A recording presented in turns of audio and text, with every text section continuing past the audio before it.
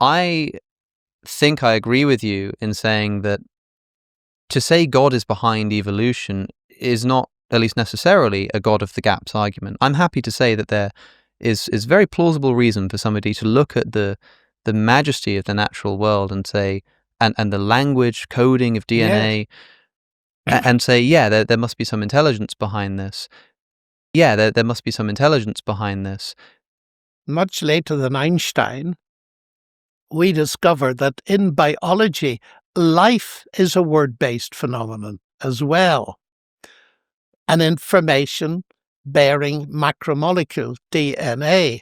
So at the heart of the two sides, physics and biology, it's word-based. And that resonates very much with me. In the beginning was the Word.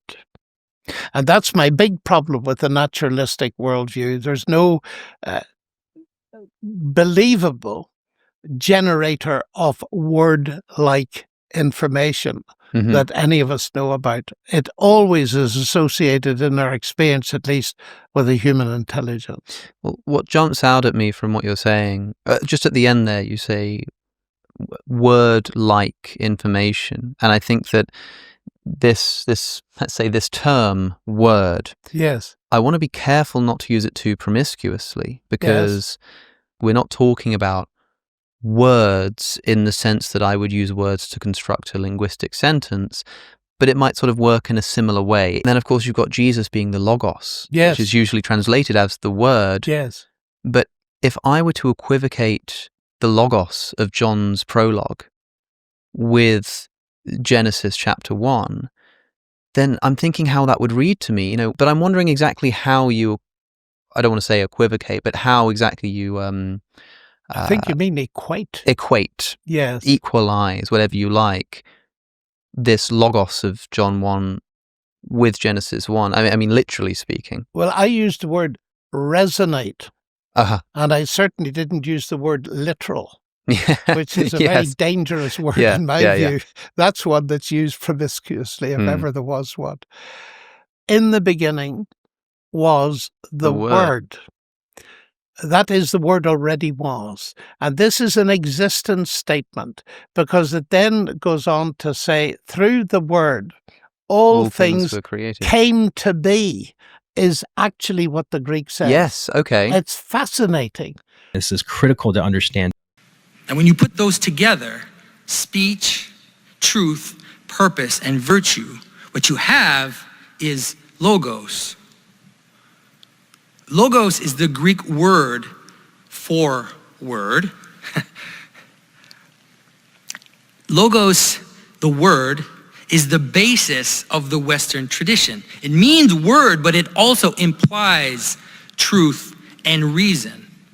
Reason in both ways that we use that word, like reason as the purpose of something, like the reason why he's wearing a crown is because he is king, but also reason in the sense of logic. You can see the word logos in the word logic. But we have to understand that logos, reason, purpose is the reason why there's anything at all. Is the marker of all any identities, any object, anything has a center which holds it together. It could be a pen, it could be happiness, it could be anything. It's what hold the multiplicities of those things into what makes you see it as one. That's the logos. Natural selection, that Neo-Darwinian thesis, doesn't need to be modified. It needs to be replaced because it's completely inadequate. The DNA molecule was not simply complex, it was linguistically complex. That is, it gave us a 3.4 billion letter long word in a chemical alphabet. And all those letters had to be in the right order. That is a stupendous level of complexity. The Darwinian mechanism, well, natural selection was his, mutation was later. But if we put both together and we have the Neo-Darwinian hypothesis, that has been called into very deep question as being totally inadequate. Here in Oxford, Denis Noble, one of the most fascinating characters, fellow of the Royal Society, and he's debated Richard on a number of occasions. And his argument is really in the end that natural selection, that Neo-Darwinian thesis, doesn't need to be modified, it needs to be replaced. Problem is, and it's a chicken the egg problem that most simply perhaps can be realized. Here is DNA. You can't get DNA without a cell.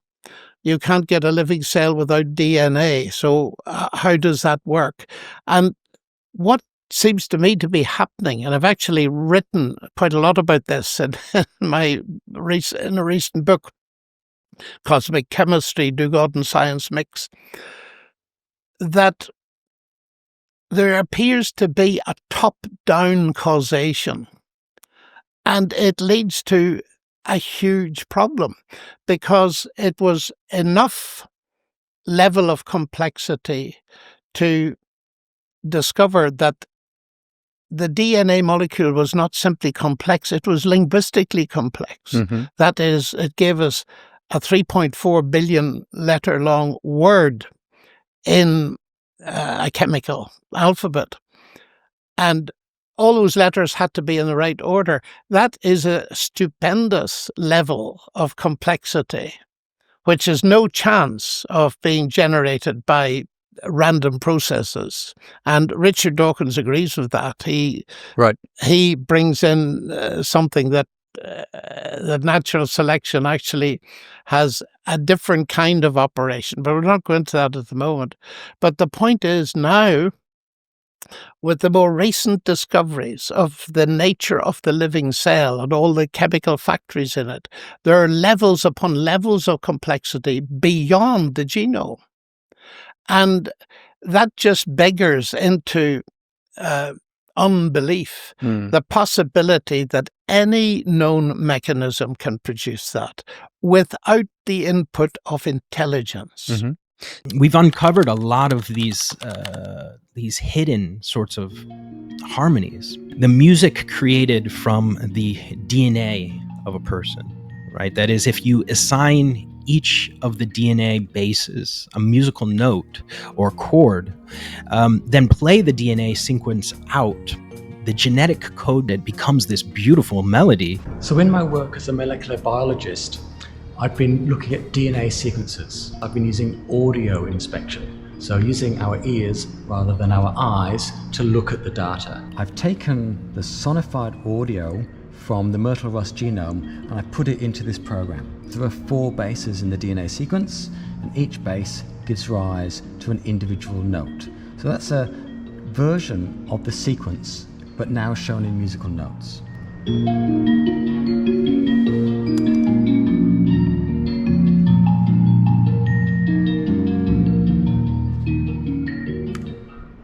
In the beginning was the Word.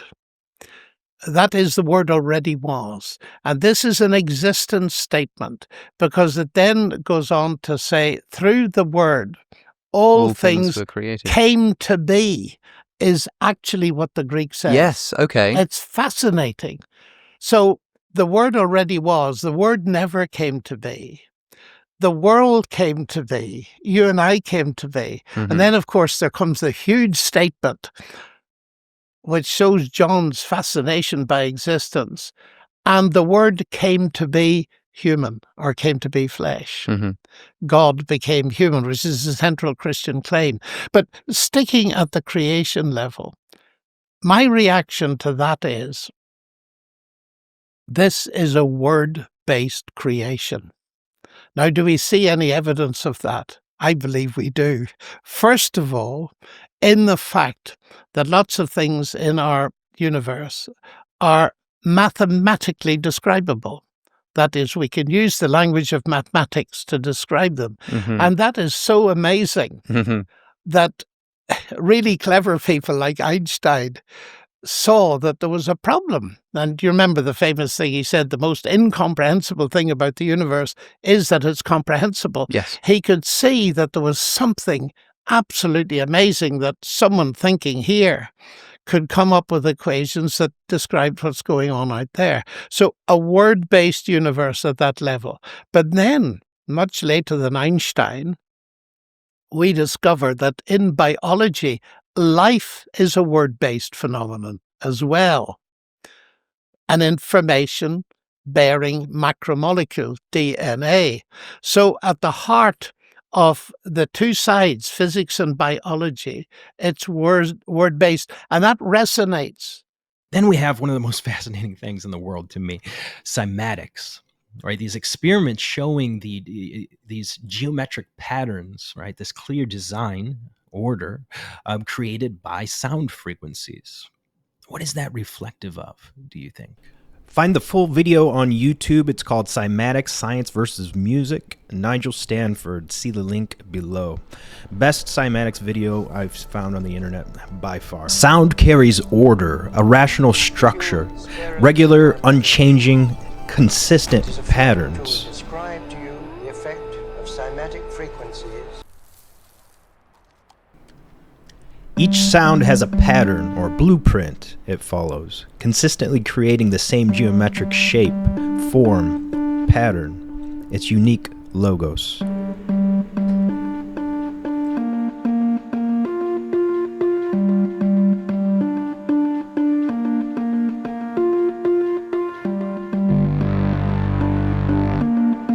Very much with me in the beginning was the Word.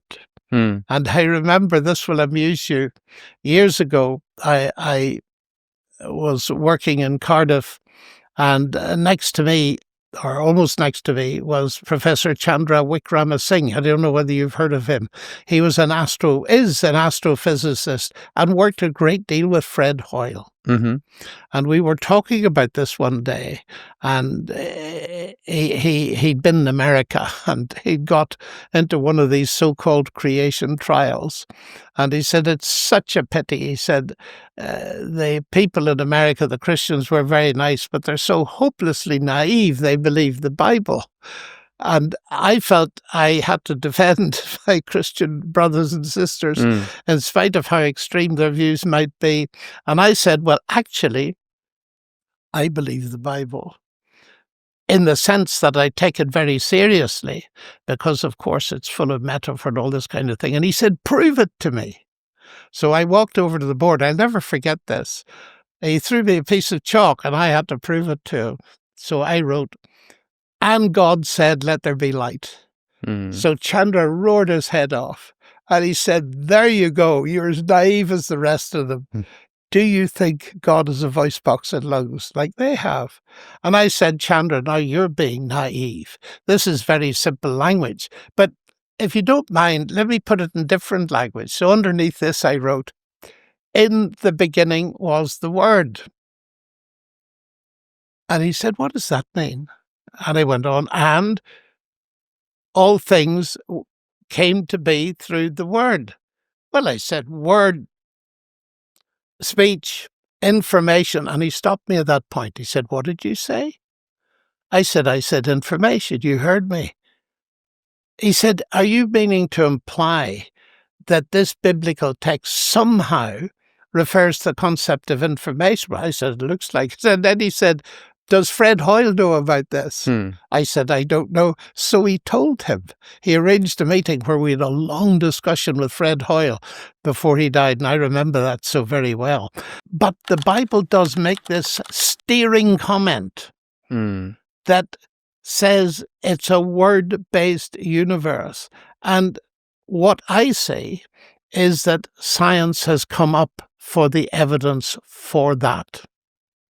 And that's my big problem with the naturalistic worldview. There's no believable generator of word-like information that any of us know about. It always is associated in our experience, at least, with a human intelligence. Well, what jumps out at me from what you're saying, just at the end there, you say word-like information. And I think that this let's say this term word, yes, I want to be careful not to use it too promiscuously, because there's the words that I'm using to speak in the language that I'm using, and then there's the so-called language of DNA, which, as far as I understand, is something of an analogy. I mean, we're not talking about words in the sense that I would use words to construct a linguistic sentence, but it might sort of work in a similar way, information being put together in such a way as to produce something larger than the sum of its parts.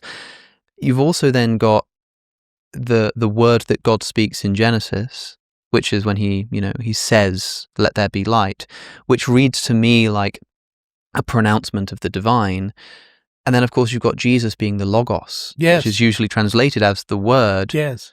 But if I were to equivocate the Logos of John's prologue with Genesis chapter 1, then I'm thinking how that would read to me. When God says, "Let there be light," he sort of does it through Jesus, which is in keeping with the vision of creation in John 1. Mm-hmm. But I'm wondering exactly how you, I don't want to say equivocate, but how exactly you I think you mean equate.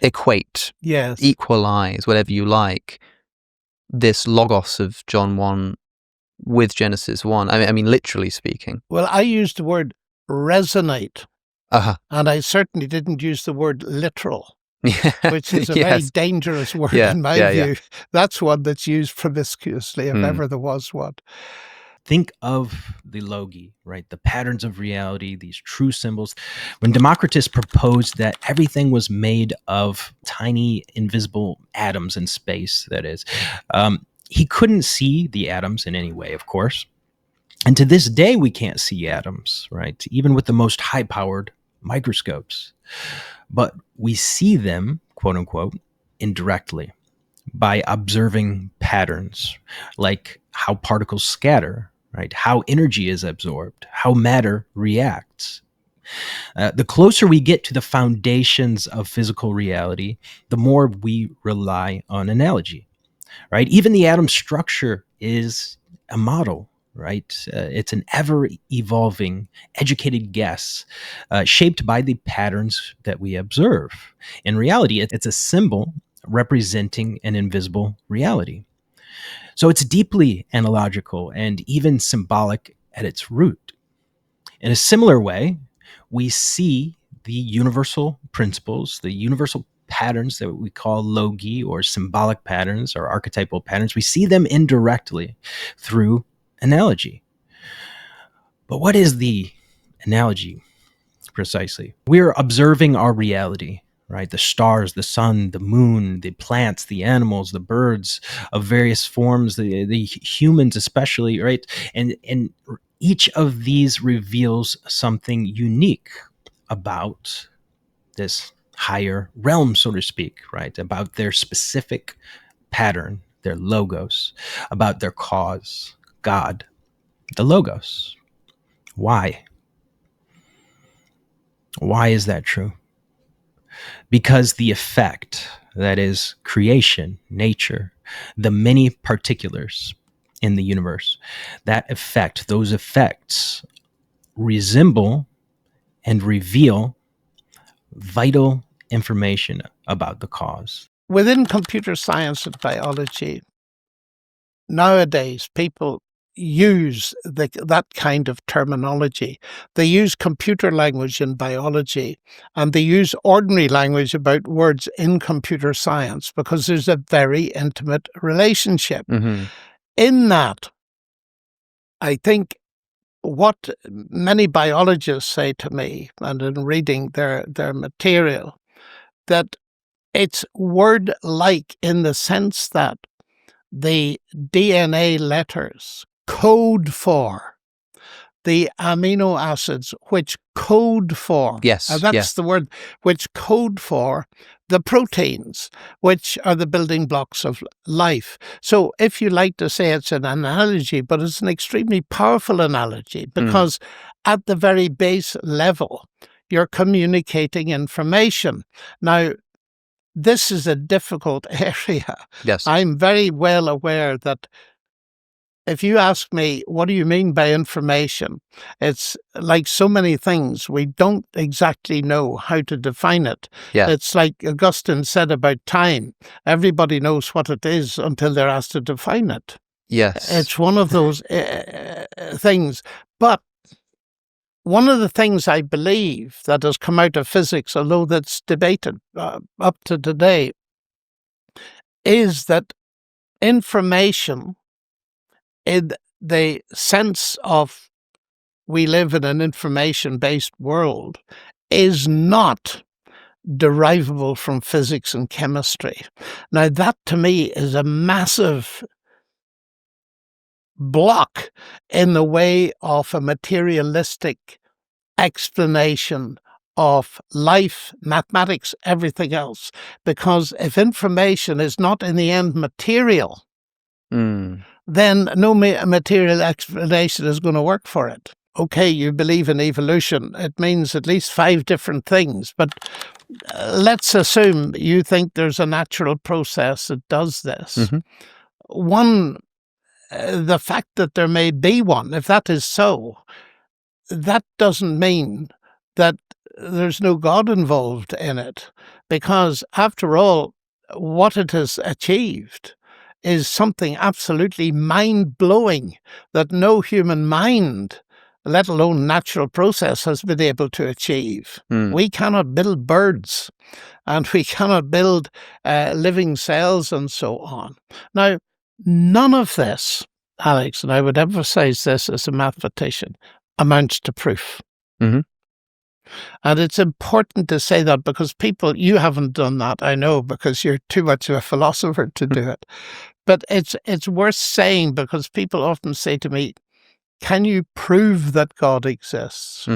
I say, what is the best explanation of what we see? Plato believed that all material things reflect eternal forms, right? The patterns or causes behind the appearances.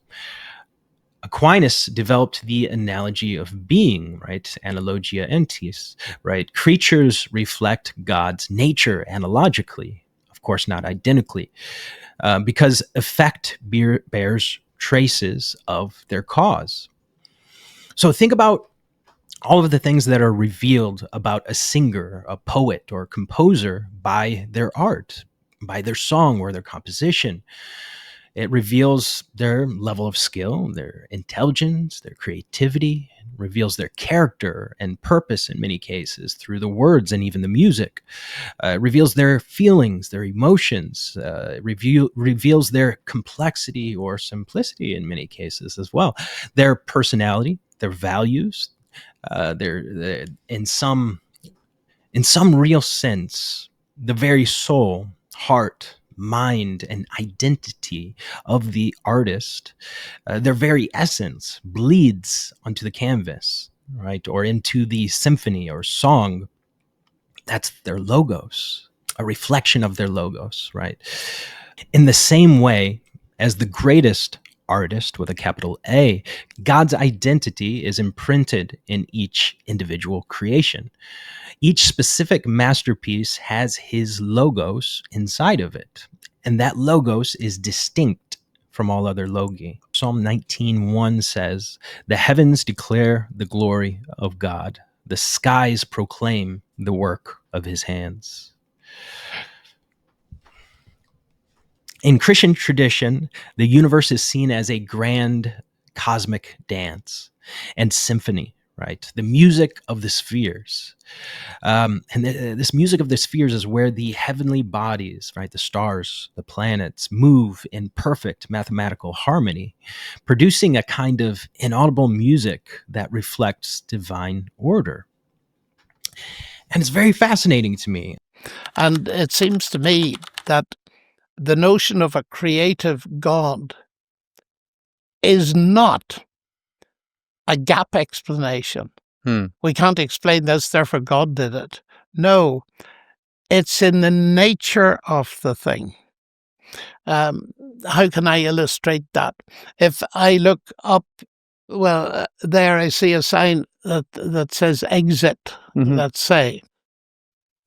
Now, I immediately deduce that whatever natural processes, mechanical processes have gone into production of that sign, there's a mind behind it. Just 4 letters will tell me that. But that is not a mind of the gaps that I'm postulating a mind because I don't know what ultimately caused it. The fact is we do know in our human experience, where it comes from. And by analogy, it seems to me that therefore the best explanation of the word-based universe, as I put it, is that there is a word ultimately who is God. Now, that's only one strand of evidence for my belief in God. Yes, I mean, for me, the most powerful argument for the existence of God has long since been the argument for the existence of God from the number of arguments for the existence of God. It seems like anywhere you look, you can construct one. There's an argument from biology and consciousness, or beauty, or contingency, the existence of this microphone. It's quite phenomenal in that respect. But saying that there was a mind behind this word exit is not just plugging in a gap because you've got no better thing to put inside of it. That's what You've instead got a reason. There's something in the nature of the thing which gives you reason to think that a mind created it. Now, I think I agree with you in saying that to say God is behind evolution is not, at least necessarily, a God of the gaps argument. I'm happy to say that there is very plausible reason for somebody to look at the majesty of the natural world and say, and the language coding of DNA, and say, yeah, there must be some intelligence behind this. For me, the question is then, well, is that argument or is that consideration convincing enough? I also agree with what you said about like language. I described it as an analogy, but when you mentioned computer coding, and I thought about binary code, a series of zeros and ones, which of course is only analogous to the words that I'm speaking in English, but to say that it's not really a language would be perhaps a sort of confusion of terms. I think so. Yeah. But okay, so the question for me then is whether I have good enough reason to think that a God might be behind this. You said that this process is something that no human mind could ever create. We can't create a bird. I think the reason we can't create a bird is because firstly, we don't have enough time. Okay, so according to Dionysius the Areopagite, God expresses himself, and that forms the real, right? The real is in God, right? So there is no outside God, right? Therefore, the world manifests the will of God, his meaning, his character, and many other things. But God has to be in the world because the world needs God. It needs God to hold it together through the connection to its source. Needs the logos, the one that holds together, that binds together the multiplicity of the world and the multiplicity in each individual particular.